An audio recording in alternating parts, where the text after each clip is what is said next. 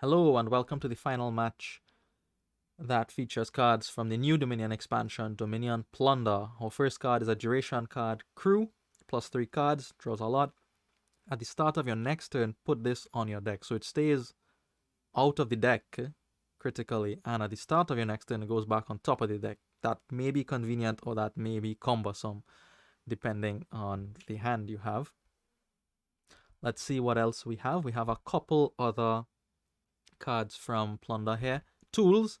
We saw tools in our previous match, but we didn't use it. We use it here.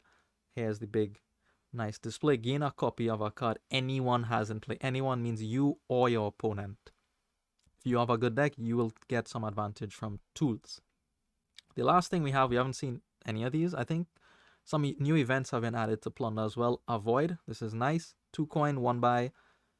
The next time you shuffle this turn, pick up to 3 cards to put into your discard pile. So you choose 3 cards and you avoid them. They go straight into your discard. Could be very useful, especially for consistency of engine decks. Speaking of engine decks, it looks like we can build quite big here. We have draw. We just saw the crew. We have actions and fortress. We have trash in. Souk, displace, sentinel will get the deck thin and clean for you. And we have Grand Market, which you want to play a lot of. So how do you build here? I open with Silver and Sentinel, which after seeing my opponent's opening, I don't like. The Silver was to try to get to displace quickly, so I could displace some of these estates or the pouch to get fortresses and move on.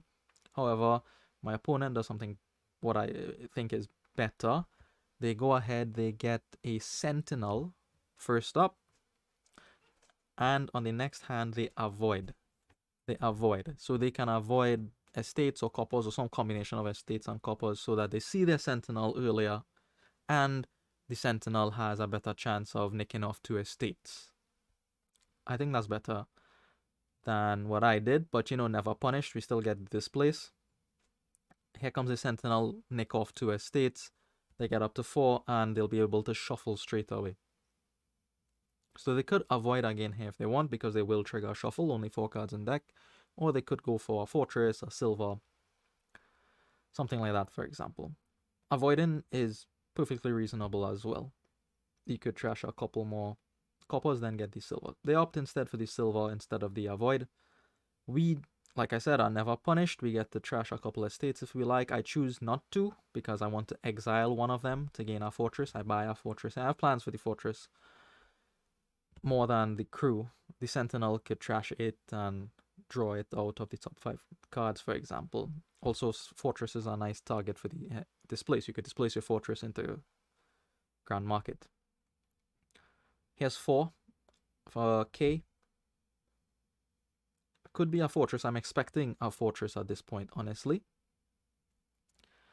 We'll see what they decide to get. They get our tools. I thought it was too early for tools, but they've been outplaying me in this match, really. If you saw all 6 games, really. Anyways, they get the tools. We'll see what they do with the tools. I exile my estate. I pick up another fortress. And here I am going to buy avoid for the first time.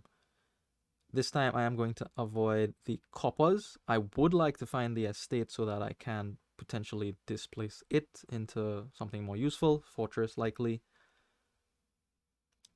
Sentinel comes out for K. They get to trash the last estate out from their deck and they get up to 5. So they're probably happy about the 5. I expect it to be a displace. We'll see what they end up deciding to get here. If they line up the displace on the tools, they'll like that a lot more. No displace. Instead, they avoid and pick up a silver. Probably avoiding to get the sentinel in hand again. Alright, so here, this is monumentally stupid because I had the grand idea that if I play the sentinel and trash the fortress, somehow the fortress would come into play. I know why this happened. In the first game we played, we had trail in it, and we were doing trail tricks, so I could trash the trail, and trail goes into play. Fortress doesn't go into play. They both cost 4, they're both actions, but they do different things. Obviously, if I understood things properly, I would not have led with the Sentinel. You obviously lead with the Fortress, and then think about if to play the Sentinel or not. I complain a little bit in chat here because that is bad. That is very bad. I don't trash 2 copper, first of all. Those 5 cards have no actions in it. All the actions are in my hand. That would set me back a couple turns. I can't buy anything here as well. So I realize my stupidity, explain myself in the chat, and my opponent is generous enough to allow me to undo this. And I take it, because I don't think it's that bad. I mostly know the constituents of my deck. I have half of it in my hand, the other half is in the deck, so I didn't really feel it was too much of an unfair advantage if I did it. You might disagree. Anyways, we agree to grant the undo and we move on. I get my first grand market by exiling a fortress and I buy a second avoid. Now I just want to get rid of all the junk. Coppers and estates go to the bottom. Maybe not the estate, but definitely the treasure will go to the bottom so that I could find my displace and my grand market. Alright, tools gets them another silver there. And they continue avoiding. They continue avoiding. So at this point, I feel happy about my position after the undo, of course, but I feel very, very comfortable. I have the first grand market. I think I have a better deck. I have the displace critically. I think I'm doing well. They have a sentinel and some tools, which doesn't look particularly exciting. They have a bunch of silver as well, but I am not fussed about that. I do trash the pouch here. I won't need it for the plus buy. I have grand market for that. Get up to 5, and because of the grand market, I'm able to buy a souk and trash 2 coppers. I like souk in this deck here. I like it a lot. Another lone sentinel for K, and they finally get up to grand market. So now the tools has a much more attractive target. Exile my final estate. I get my fortress out of exile. Sentinel will help me to top deck those 2 fortresses, and I buy my first tools now. Tools will start to put in a lot of work for me here, you'll see. As it does for my opponent. Grand Market into Sentinel, they're very thin now. The deck is mostly silver. Grand Market, the singular tools. They're very thin. They get rid of their pouch as well. Tools nets them a grand market, and they pass it back to me. Fortress, we get rid of the last copper from the deck, thanks to the Sentinel. Displace first. Silver into a crew. Right now, the deck is into a second tools. I can still draw the deck without the crew. Second tool, so I can gain more grand markets. Gain 1 of the tools here, and I'm able to buy another. And I'm able to avoid after that too. I can avoid all the stop cards, the pair tools, and the souk. Void is helping us to have some good turns here. There are 5 stop cards, so in theory, you could draw all 5 of them and brick up, squander your advantage. Just avoid, pay $2 and avoid all the headache. Alright, tools nets my opponent another grand market. They could buy 1 more. I expect them to here. Probably with a fortress. They don't have any fortresses at this point. And I think they do need the fortress so that they can start to put crews in the deck for draw. They go for the fortress, yeah, and they get a displace, not a grand market. Okay. At this point, now that we've cleaned up everything, the deck kind of plays itself. Sentinel doesn't really have too much of a use anymore. Take the crew. Get a couple more grand markets. I'll take 1 more grand market here and another displace. Now I'm starting to angle for the end game. This could be another displace, or I do something better. I think I take a silver and I avoid. So silver gets my other silver out of exile. My plan is to displace that silver into the second displace that I wanted, but here I get the added consistency from avoid. So I will avoid those silver and our tools I will draw back to them because the deck is good enough, especially with the crew in it. And then we'll get our second displace like that.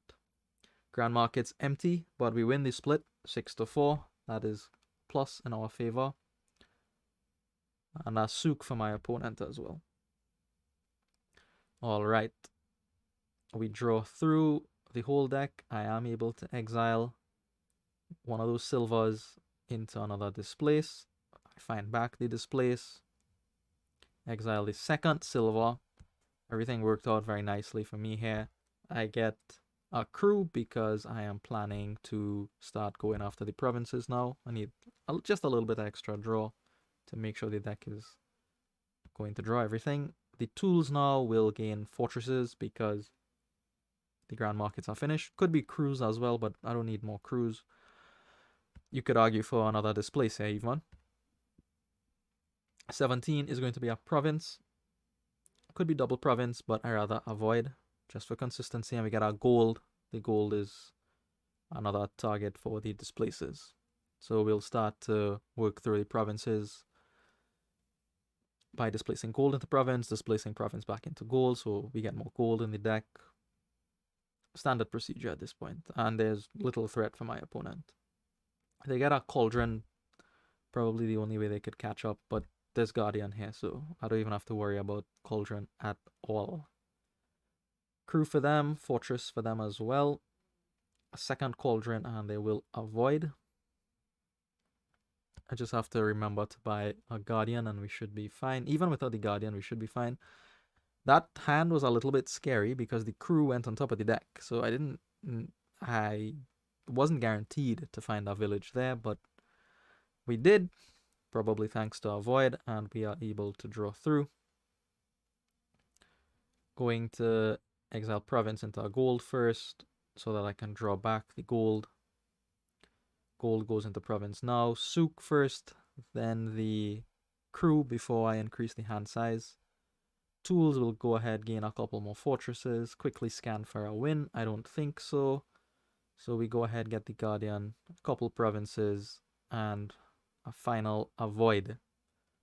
Get the provinces out of the deck. Great. And you could buy more than one avoid too to get more stop cards out of the deck. Great boost to consistency avoid. Getting 3 cards out of the shuffle is significant. Alright, so my opponent is now in a position to buy provinces, but half the pile is already gone. We are looking like we will win this comfortably, potentially on this turn. I think I could take all 4 of them. I could probably displace 2, buy 2, probably. Not entirely sure. I'd have to displace a grand market maybe to do it, but I feel confident I'll be able to do it. Now, with this hand, you're happy to see the crew on top of the deck, right? Because I have a fortress in it.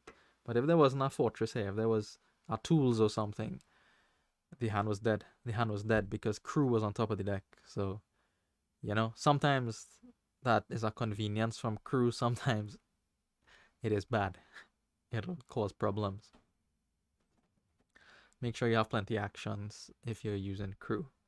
Okay, so my opponent, I guess, hopes that I stall out. They go for a couple provinces, but fortunately, we have the fortress on top of the deck, and we find another one. Quickly find enough to win the game there. Displace Grand Market into province, displace gold into province, and that would bring us to the end of game 6. This match finished 4-2 in my opponent's favor. They played well. I was outplayed here. I think that's a reasonable result. In fact, it would have been 5-1 if they didn't allow me to undo here. However, we saw quite a few plunder cards here, and I'm happy about that. We have one more match for the season where hopefully we get lots and lots of plunder cards. Thank you for watching, and I will see you in the final match of the season.